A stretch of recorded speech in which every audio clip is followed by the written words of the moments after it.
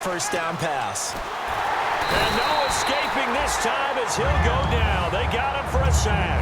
The NFL sack leader from 2014, Justin Houston. He's the one to get him, and that's sack number 7 for him on the year. They go play action for Yeldon. Now it's Bortles. Trying to get it to Robinson, and it's intercepted. Picked off by the free safety, Eric Berry. And they will set up shop in enemy territory at the 42-yard line. Looking to jam the receivers at the line here. Press coverage look defensively. Now Manziel. And now this is intercepted. My goodness. A great read, and it's picked off. And they will set up shop at their own 41-yard line.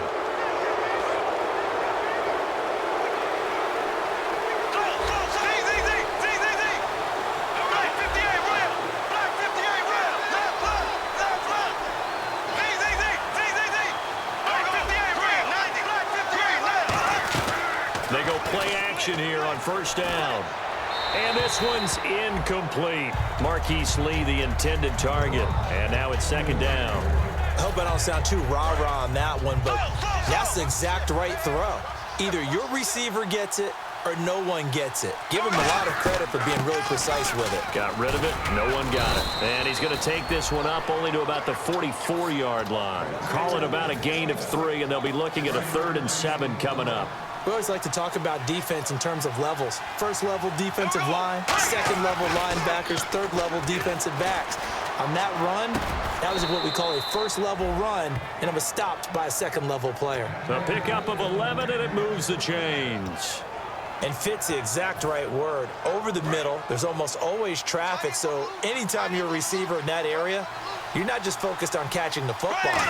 You're wondering where the collision's going to come from, right? Because there's almost always someone there able to concentrate, catch it, and even added a little extra at the end with a short run. Well, on that play, the expression, don't blink, you might miss something, certainly applied. That was fast. Defense diagnosed the play, and it was over in a heartbeat. Now Bortles throwing on second down. And he's going to drop this off to his fullback. And he'll get it inside the 40 to the 39.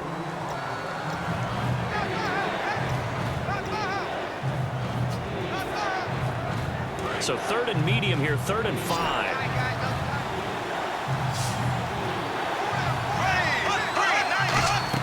Bortles going to throw. They go with a screen. It's Yeldon. Well contained there defensively. The screen gets only a yard, and it's 4th. So on 4th down, out trots the kicker in a big spot here. This to make it a 2-score game. And he has got it from 55 yards away. That was never in doubt. So that's a big one there. It's his 3rd field goal of the game, and a 2-score lead's got to feel pretty good right about now. And while they're not free and clear yet, you're right. Now this defense can go out knowing that it's going to take more than one big play to catch them. And now here comes Kansas City. And last time, 1-play interception. So this offense, they should be fresh. That's a good way of putting it. And I can't wait to see what they decide to do with play calling. Because a 1-play drive where you throw an interception, a lot of people think the very next time out, run the football, don't give them a chance. Maybe play action? I think maybe you go play action, show your quarterback, get a little confidence in it, and let him fling another one. Obviously, this has not been a banner game throwing the football. So what you got to do? You got to kind of down focus, don't you think? Find the tight end, take some easier completions. The interception last drive. There he hits the reliable target. They'll run it now out of the gun. And 3 yards there takes him to the 45. Telvin Smith that time there to make the play. Not a run that you're going to write home about, but still a good first down run. That's what an offense calls staying on schedule. 3 to 4 yards on first down, you're set up very well for the rest of the drive. Let's go! Manziel throwing for his running back, and he's got him complete. And he's brought down. And the play goes for 19 yards. Gives him a new set of downs. Good route, good pickup for first down yardage, and that is a tough one to cover. The angle route, because a running back getting out of the backfield, if you're trying to cover that, especially if you're in the linebacker spot and you're seeing this play develop, he heads out towards the flat first, and that often gets you to overcommit running in that direction. Then he cuts back up inside you into the middle of the field. That's what we just saw there for a nice pickup. So this brings up a 2nd and 2.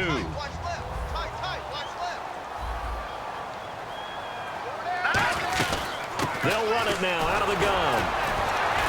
And he'll fight forward maybe to the line of scrimmage, but that's all. And they'll lose a yard that time, and that's going to lead to a 3rd down. Oftentimes when you're not winning at the point of attack for an offensive line, maybe they're getting out physical, spread things out a little bit, make it more of a one-on-one blocking scheme. Then you don't have to win it physically. You just have to win it by position. That may open things up for your running backs. And Wilson has it. It goes as a gain of 6, and it's a 1st down. And a 2-score game, obviously, every play, every 3rd down, like we saw there, magnified, big pickup. It was a huge pickup. What they really want, though, is to not even get to 3rd down. They've got to maximize time and conserve as much as possible. And incomplete, a drop there in the middle third of the field. That'll bring up 2nd down. And he's certainly not a guy that drops that football very often. Indeed, because that's a bit of a surprise. I know he's in the middle of some traffic and people, bodies all around him, but he usually has the focus to haul that one in. Here's Manziel. He's got the hook up with Conley. 8 yards on the completion, but now they face 3rd down. Partner, nothing complicated here. This is just a pretty simple drag route. You're exactly right, Brandon. Instead of throwing it downfield, they just throw it underneath and let the receiver do the work. They run it here. Where? And he picks up the first as he's able to take it down to the 7-yard line. I don't know about you, but that almost felt like old-time football there. 3rd and 2 is not necessarily just a running down anymore. A lot of times they want to throw the ball. They went back to the roots and powered forward and got the 1st down. Back to throw here. This will be caught at about the 5. The completion good for 3, and it's 2nd down. I know exactly what's going to be said about that play from the defensive perspective. What's that? That's why I tell all you guys we need more than one tackler to the ball. He broke the first tackle. Luckily enough, there were more people there to get him down. They'll drop the throw. And this is caught. Jeremy Maclin. And he will take it on in for a Chiefs touchdown. Jeremy Maclin, his 3rd touchdown now on the year. And the Chiefs are able to get this back within a touchdown. And his kick is right through. So the lead shaved to 2 now as the kickoff is away. This is fielded at the goal line.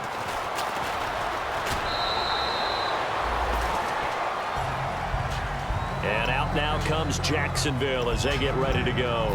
And they're not going to play this conservative, I don't think. They had the field goal last time, and they're up, but they're looking to put a drive in the end zone. Oh, I agree with you totally. No one goes out on the field and says, all right, let's just settle for 3, except in certain situations, trying to ice a game, that sort of deal. Most of the time, it's end zone, and that's what you're thinking, and I believe that's exactly what they're thinking as they begin this one. Yeah, no quarterback ever goes out there saying, hey, let's get 3, right? Not one that I've ever met. They'll start out on the ground. It's T.J. Yeldon, and he's going to lose yard. Now here's a defensive timeout called by the Chiefs. It's just their first. They'll be down to 2 remaining as we step aside here in the 4th quarter. Time is starting to run out, really becoming a factor. We'll see if the defense can get the stop they need to get the ball back to the offense. On 2nd down, here's Bortles. He's going to fire one deep over the middle. So the long attempt falls innocently to the ground, and it brings up 3rd. And at this stage of the game, time a factor, time on their side as they just try to eke out the final precious moments of this one. They go play action for Yeldon. Now it's Bortles. It's caught right side. It turns. The completion good for only 6, and that'll bring up 4th. Time for a break. We'll come back for the electrifying conclusion after this.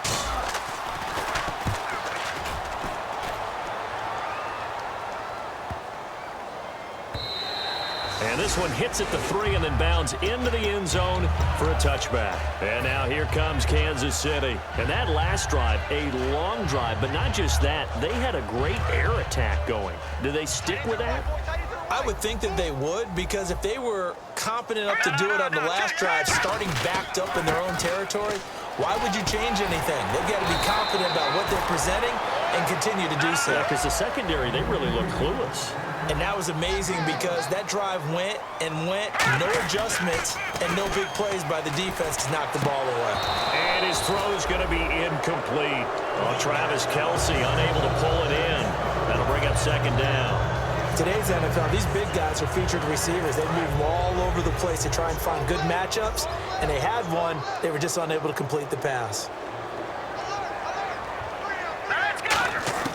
He'll look to throw. Buying time to his left. And the hit jarred it loose. It's incomplete. We know it's not an easy job to go out and catch passes when people are trying to tackle you and knock the ball away. But the bottom line is, that's a pass he's got to have and a pass he should have caught. They'll look to throw. Finding a safety valve here. That's complete. And they get 10 yards there and convert on third. And now they're in the hurry-up. It's a nice job hitting him on the angle route there. Come out of the backfield, cutting sharply across the middle. And that's good timing between the quarterback and his receiver. Effective third down play to move the chains. And he just gets rid of it. Throws it away. The lines move there. Look like nobody open. Now second down. And now the Jags defense deciding to call a timeout. It's just their first. They've got 2 more to use here in the final stages.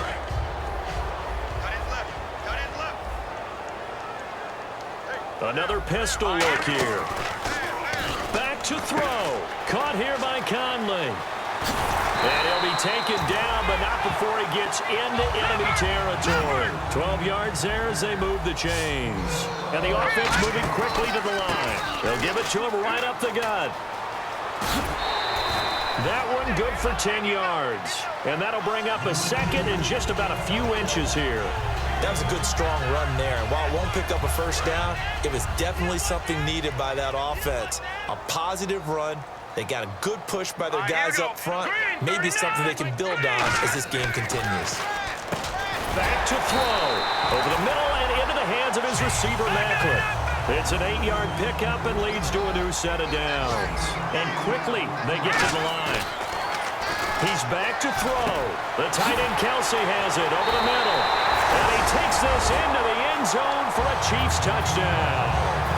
Travis Kelce in the final minute. And the Chiefs have taken the lead here in the fourth. So many practices we watched over time where the offense works on scoring late in the game and finding a way to win, as we just saw there. Just saw it right there. Now can they preserve that advantage that they just got? This is fielded at the goal line. And he'll make it across the 20 as his guys will set up shop at the 23-yard line. And out now comes Jacksonville as they get ready to go. One possession game. Time very much a factor. How does the offense handle this situation?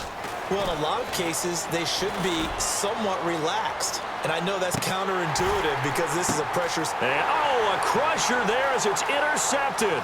Picked off by the free safety, Eric Berry. Again, it's a track meet. Can you freeze that picture? And a huge return as he'll take this one all the way down inside the 30-yard line. And now here comes Kansas City. 2 timeouts remaining defensively, but that shouldn't make much difference right here. It really shouldn't, but a lot of coaches look at it similar to baseball with the intentional walk. Always bringing in other sports. Always. Hey, listen, think about the intentional walk, right? What if one gets past the catcher? What if he uncorks a wild one and now you still have an opportunity? That's why they like to use them all the way through. And, Charles, I think when the schedule comes out, all teams, no matter where they're predicted to finish, talk about protecting your home turf. They were able to do that here in this one. Similar to a tennis match, right? Not letting them break your serve. That way you hold on to it. They got it done, and they feel very good about that victory.